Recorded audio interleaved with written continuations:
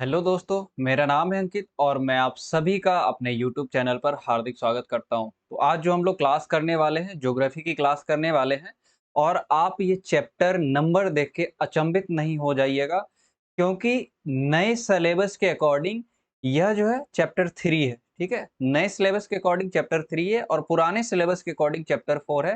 तो हम नए सिलेबस के अकॉर्डिंग पढ़ रहे हैं और नए सिलेबस में आपका जो तीसरा चैप्टर था इसको हटा दिया गया है, इसीलिए अब तीसरे चैप्टर के स्थान पर ये आ गया है, जिसका नाम है मानव विकास। इसको मैं बहुत ही सरल भाषा में आपको समझाने की कोशिश करूंगा, जैसे मैं अन्य चैप्टर को अन्य चैप्टर में समझाने की कोशिश करता हूँ। बिल्कुल न्यू पैटर्न, लेटेस्ट पैटर्न पे ये बेस्ड होगा और उन सभी बच्चों के लिए बेनिफिट है जिनका सब्जेक्ट ज्योग्राफी है और जो 2024 में बोर्ड का एग्जाम देने वाले हैं हिंदी मीडियम से। इंग्लिश मीडियम के बच्चों के लिए यहाँ पे मैं नहीं पढ़ा रहा, जब पढ़ाऊंगा तो वो अलग बात है, लेकिन हिंदी मीडियम के बच्चों के लिए ये सेशन बहुत ही ज्यादा इंपॉर्टेंट होने वाला है, इसलिए आप लोग देखिए ही। साथ ही साथ सेशन को लाइक करिए, शेयर करिए और हमारे चैनल को सब्सक्राइब भी कीजिए, ताकि आपको नोटिफिकेशन मिल सके। और शेयर करने से होगा ये कि आप बहुत सारे बच्चों को इसका बेनिफिट मिल जाएगा। और मैं बार-बार कहता हूँ कि इससे जैसी कोई बात नहीं है, यहाँ पे सीट रिजर्व नहीं है। जितने बच्चे बैठते हैं, उतने ज़्यादा सफल होने की पॉसिबिलिटी है। अगर 10 लाख बच्चे बैठेंगे, तो 10 लाख बच्चे पास हो सकते हैं, ठीक है? इसलिए सभी को बताइए। तो शेड्यूल का एक बार डिस्कशन कर लेते हैं कि शेड्यूल कैसा है, ठीक है?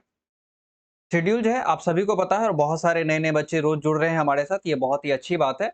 लेकिन मैंने कल आपको एक टारगेट दिया था, उसमें से कुछ भी कंप्लीट नहीं हुआ। बहुत सारे बच्चे देखे, लेकिन उम, किसी बच्चे ने भी ऐसा कमेंट नहीं किया कि उनको लाइव क्लास चाहिए। तो मुझे लगता है आप लोग इंटरेस्टेड नहीं हो। वैसे मैं ये मुहिम 6 दिन तक करने वाला हूँ, मैं देखता हूँ कि आपका क्या रिस्पॉन्स रहता है। उसके बाद अगर रिस्पॉन्स आपका पॉजिटिव नहीं हुआ, तो मैं ये बंद कर दूँगा। पॉलिटी की क्लास जो होती है ट्यूसडे को होती है, यानी कि मंगलवार, थर्सडे गुरुवार और सैटरडे शनिवार को होती है। वहीं ज्योग्राफी की क्लास मंडे सोमवार, वेडनेसडे बुधवार और फ्राइडे जो होती है ये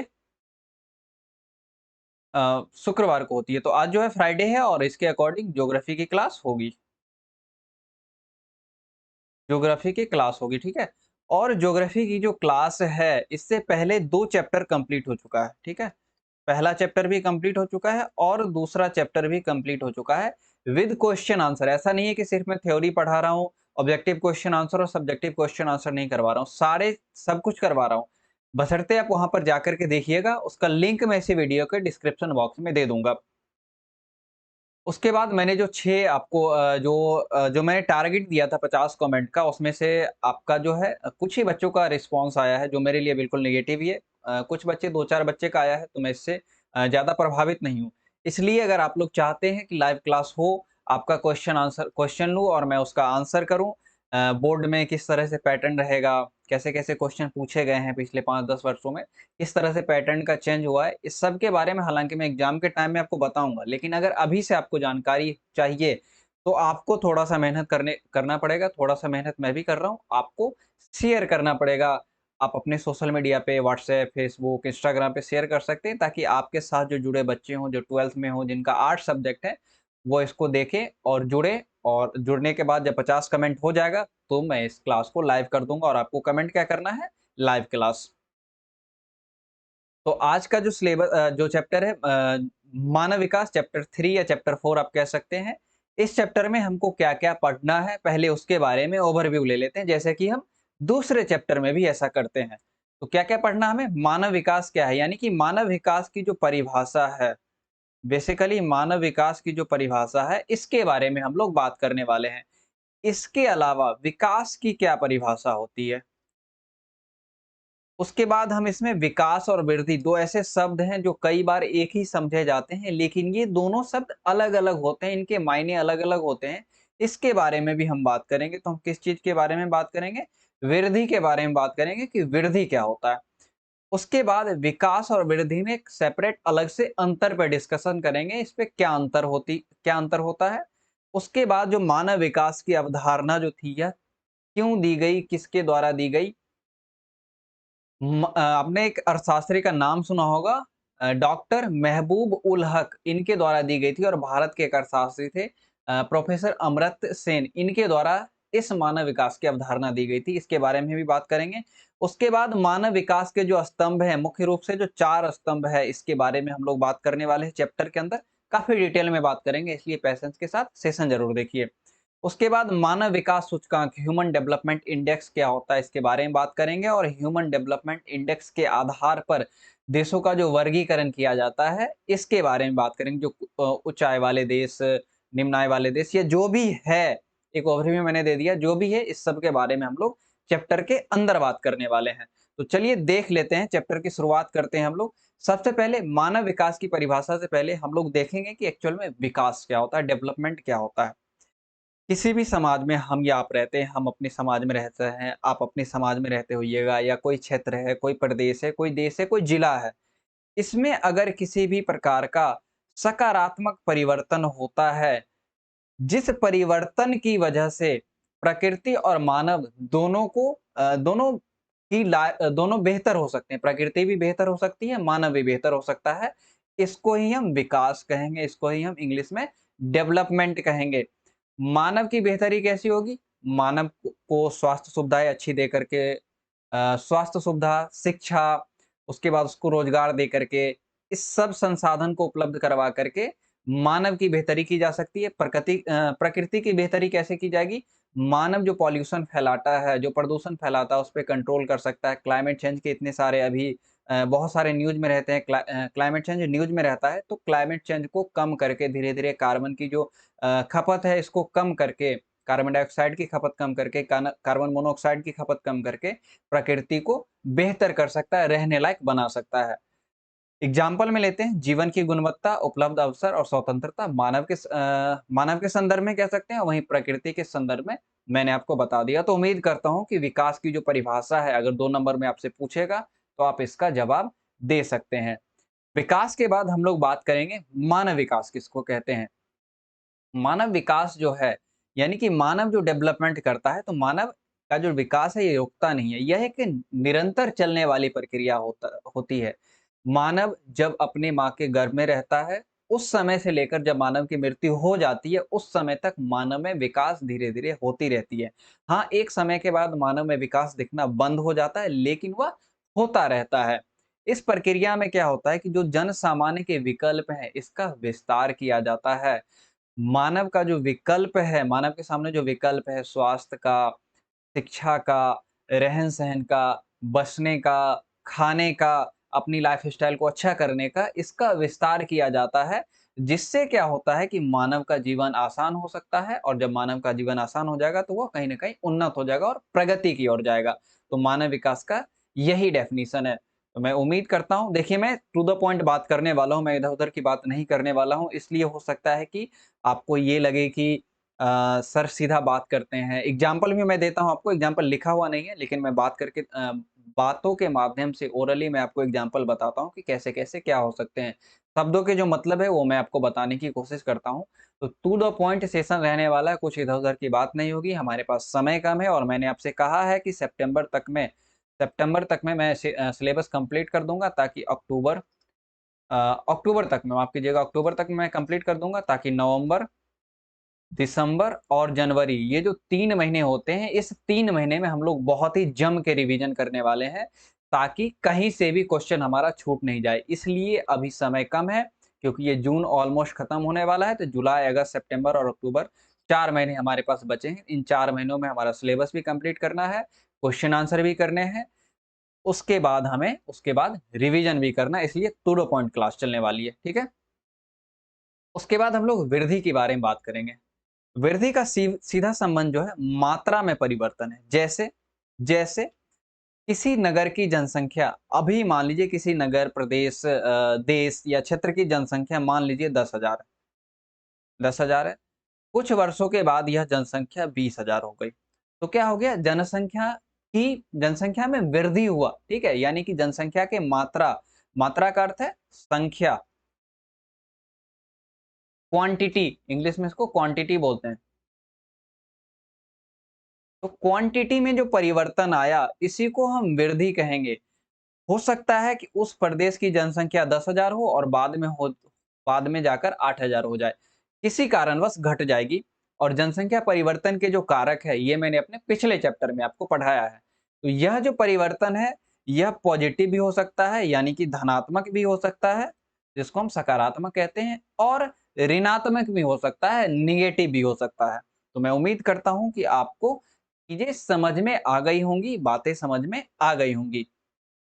ठीक है, तो हमने देख लिया विकास का जो डेफिनेशन है ये क्या है, विकास की परिभाषा, वृद्धि की परिभाषा और मानव विकास की परिभाषा, तीनों परिभाषा हम देख चुके हैं। अब हम लोग देखते हैं कि जो विकास है और जो वृद्धि है इसमें मूल अंतर क्या होता है, इसमें मूल अंतर क्या है।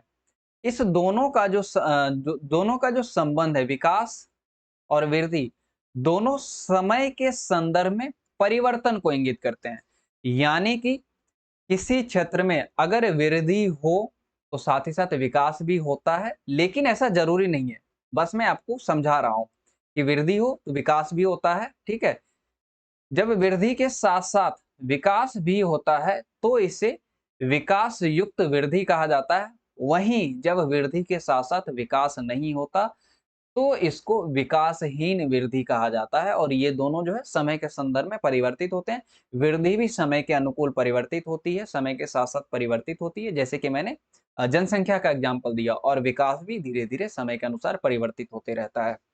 तो दोनों में जो मूल डिफरेंस है इसके बारे में हम बात कर लेते हैं। अब जो मूल डिफरेंस है, वृद्धि जो होती है यह मात्रात्मक होती है, यानी कि मात्रा कहने का अर्थ संख्या, नंबर, जो मैंने बताया आपको 10,000 से 20,000 या फिर 10,000 से 8,000। तो ये मात्रात्मक हो सकती है और मूल्य निरपेक्ष हो सकती है। निरपेक्ष का अर्थ है जो परिवर्तन नहीं हो सकता, यानी कि जिसकी तुलना नहीं की जा सकती। निरपेक्ष का सिंपल सा अर्थ है जिसकी तुलना नहीं की जा सकती, उदासीन है। वहीं जो है विकास जो है यह गुणात्मक हो सकता है और मूल्य सापेक्ष हो सकता है। मानव के संदर्भ में बात करें, मानव के संदर्भ में हमने मात्रात्मक को समझा जनसंख्या के बढ़ने और घटने से। गुणात्मक संदर्भ में हम समझते हैं इसमें क्या हो सकता है कि शिक्षा व्यवस्था अच्छी हो सकती है पहले की अपेक्षा, स्वास्थ्य सुविधाएं अच्छी हो सकती है, रहन सहन अच्छी हो सकती है। शायद आपको नहीं दिख रहा होगा, रहन सहन अच्छा हो सकता है। तो कहीं ना कहीं आदमी में क्या हुआ कि जो मानव में गुणात्मक विकास हुआ। जैसे एक मानव का एग्जाम्पल लेते हैं, उसमें वृद्धि और विकास के अंतर को समझते हैं मानव में। ठीक है, मान लीजिए ये मानव है, ठीक है, जैसा भी है ये मानव है। मुझे बहुत ज्यादा ड्राइंग नहीं आती, बहुत ही खराब है। अब इसकी वृद्धि की बात करें, अगर इसमें वृद्धि होगा तो क्या क्या होगा, अगर इसमें वृद्धि होगा तो क्या क्या होगा, इसकी लंबाई बढ़ेगी,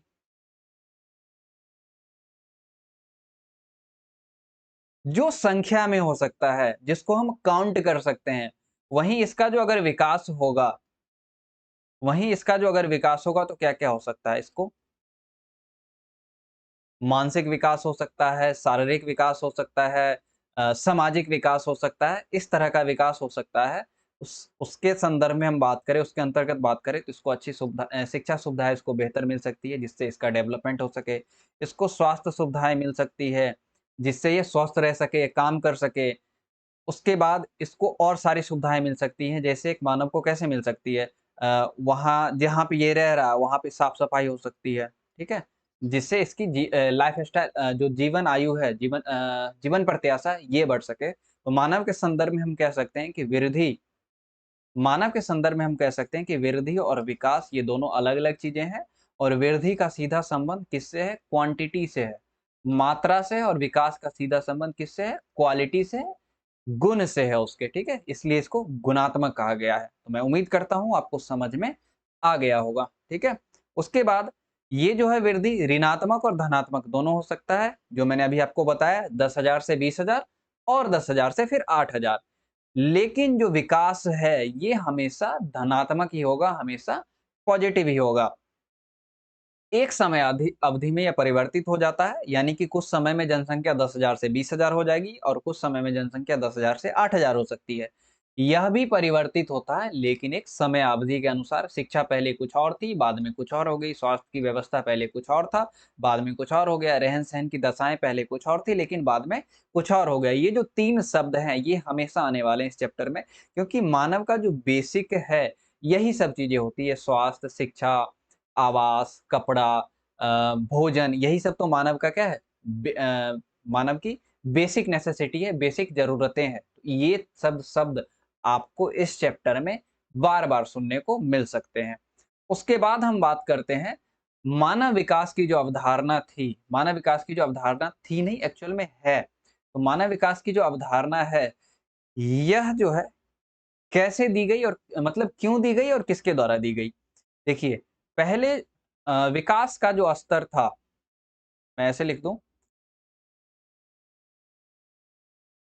विकास के स्तर का मापन, विकास के स्तर का मापन जो होता था पहले, ठीक है? जो मापन होता था पहले,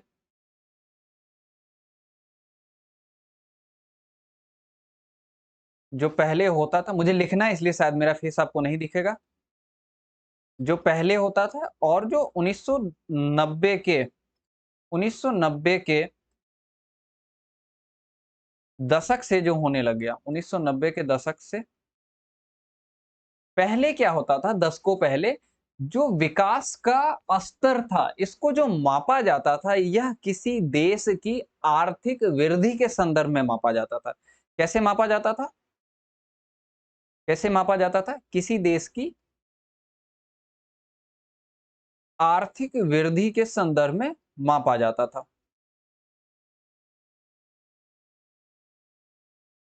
आर्थिक वृद्धि के संदर्भ में।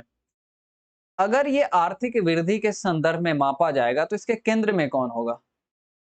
इसके केंद्र में कौन होगा? उस देश, उस प्रदेश, उस राज्य की अर्थव्यवस्था, अर्थव्यवस्था होगी। लेकिन 1990 के दशक से 2 अर्थशास्त्री का नाम आता है। एक तो डॉक्टर महबूब उल हक, डॉक्टर महबूब उल हक, ये कहाँ के थे? तो ये थे पाकिस्तान के, मैं पाक लिख दूँ। और दूसरा आता है प्रोफ़ेसर अमर्त्य सेन का, प्रोफ़ेसर अमर्त्य सेन का। ये कहाँ के थे? तो ये इंडिया के थे। इन्होंने क्या किया, एक दूसरी अवधारणा को प्रस्तुत की। इनका कहना था कि अगर किसी देश की आर्थिक वृद्धि से उस देश के मानव का विकास हुआ या नहीं, यह पता नहीं चलता। सिर्फ़ इतना पता चलता है कि उस देश ने कितनी आर्थिक तरक्की कर ली, लेकिन इससे ये बात पता ही नहीं चलता है कि मानव का विकास हुआ ही नहीं। जो गरीब थे वो उनमें कुछ वृद्धि, मतलब जो गरीब थे, वो उनके पास कुछ पैसा आया या नहीं आया, उनकी स्वास्थ्य सुविधाएँ अच्छी हुई या नहीं हुई, उनकी शिक्षा की जो व्यवस्था है ये अच्छी हुई या नहीं हुई। इसलिए इन्होंने एक अलग अपना विचार प्रस्तुत किया और इन्होंने कहा कि जो अब विकास के स्तर का मापन होगा, मानव के विकास के स्तर का जो मापन होगा, अब जो होगा यह अ, इन्होंने परिवर्तन कर दिया, उसमें परिवर्तन लाया। इन्होंने उस कुछ अलग व्याख्या दी और इसके केंद्र में इन्होंने कहा, इसके केंद्र में रहेगा मानव, यानी कि मानव ने कितनी तरक्की कर ली है, मानव की स्वास्थ्य सुविधाएँ कैसी है, मानव को मिलने वाली शिक्षा की जो व्यवस्था है, ये कैसी है। इससे हम मापेंगे कि मानव की जो विकास हुआ है, यह कैसा रहा है। और इस संदर्भ में इन्होंने कहा, इन्होंने विकास के बारे में कहा, मानव विकास के बारे में,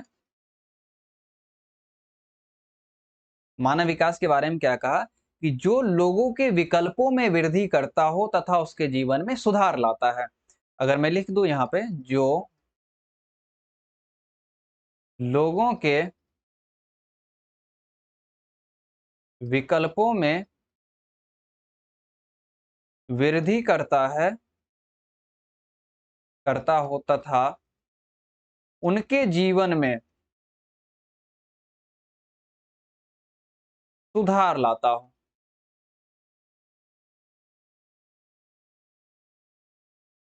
और उन्होंने कहा कि जो ये विकल्प हैं, यह विकल्प जो है परिवर्तनशील है, यह विकल्प अस्थायी नहीं है। मानव एक विकल्प से दूसरे विकल्प पे जाता है, इसलिए इसको परिवर्तनशील कहते हैं, या जो उनके पास विकल्प मौजूद है वो और बेहतर होता चला जाता है। विकास का मूल उद्देश्य उन्होंने बताया कि ऐसी दशाओं को उत्पन्न करना जिसमें लोग सार्थक जीवन व्यतीत करते हैं, ऐसी दशाओं को उत्पन्न करना जिसमें लोग सार्थक जीवन व्यतीत करते हैं,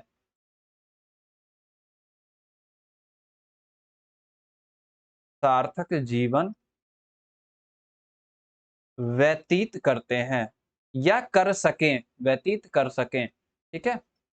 और सार्थक जीवन के संदर्भ में उन्होंने बताया कि सार्थक जीवन का अर्थ सिर्फ लंबा जीना नहीं, 80 वर्ष, 90 वर्ष या 100 वर्ष जीवन जीना नहीं, बल्कि आप जो जी रहे हैं या मानव जी रहा है, इतनी लंबी आयु, उसका कुछ न कुछ उद्देश्य होना चाहिए। मानव के जीवन का कुछ न कुछ उद्देश्य होना चाहिए कि उसको क्या करना है, उसको अपने लिए क्या करना है, उसको समाज के लिए क्या करना, उसको प्रकृति के लिए क्या करना, उसको देश के लिए क्या करना है, ये उसका उद्देश्य होना चाहिए। तो और प्रोफेसर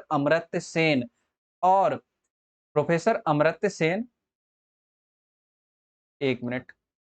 प्रोफेसर अमर्त्य सेन और महबूब उल हक, इन दोनों ने मानव विकास की एक अलग ही अवधारणा प्रस्तुत की, जिसके बारे में मैंने आपके साथ डिस्कस कर लिया है। अब जो है इनका पिक है, ये प्रोफेसर अमर्त्य सेन है, ठीक है? मैं इंडिया लिख दूं और यहाँ पे पाकिस्तान लिख दूं। ये डॉक्टर महबूब उल हक हैं, ये 2 बड़े अर्थशास्त्री, दक्षिण एशियाई देश के 2 बड़े अर्थशास्त्री हुए। तो मैं उम्मीद करता हूँ कि आपको यहाँ तक समझ में आ गया होगा। उसके बाद हम लोग ये देखते हैं कि मानव विकास के केंद्र बिंदु में कौन-कौन है? कौन-कौन सी ऐसी व्यवस्था है, कौन-कौन सी ऐसी सुविधाएँ हैं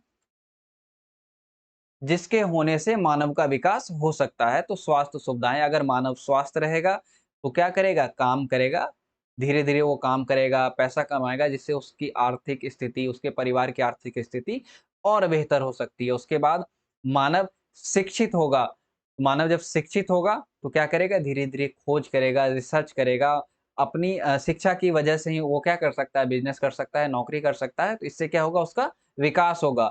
उसके बाद जो संसाधन है, इस तक मानव की पहुँच होनी चाहिए। जैसे पेट्रोल है, ठीक है? जैसे डीज़ल है, जैसे कोयला है, तो ये सब क्या है? संसाधन है। इस तक अगर मानव की पहुँच होगी, तो मानव इसका निष्कर्षण करेगा और फिर अपने फ़ायदे के लिए क्या कर सकता है? इसका प्रयोग कर सकता है, इसका यूज़ कर सकता है। तो मैं उम्मीद करता हूँ कि ये सारी बातें आपको समझ में आ गई होंगी। अगर नहीं आए, तो एक बार ज़रूर देखिएगा, फिर से ना आए तो कमेंट ज़रूर कीजिएगा कि सर यहाँ पे समझ में नहीं आया। आज की क्लास छोटी है लेकिन बहुत ही इम्पोर्टेंट है, तो आज की क्लास हम यहीं तक रहने देते हैं। तो सेशन को लाइक ज़रूर कीजिएगा, शेयर ज़रूर कर दीजिए ताकि मैं लाइव क्लास लेने लग जाऊँ आपके साथ और आपके डाउट को क्लियर करने लग जाऊँ। साथ ही साथ चैनल को सब्सक्राइब कीजिए, बेल आइकन को प्रेस कीजिए ताकि आपको नोटिफ़िकेशन मिल जाएगा और हमारा टेलीग्राम ग्रुप भी जॉइन आप कीजिए, ठीक है?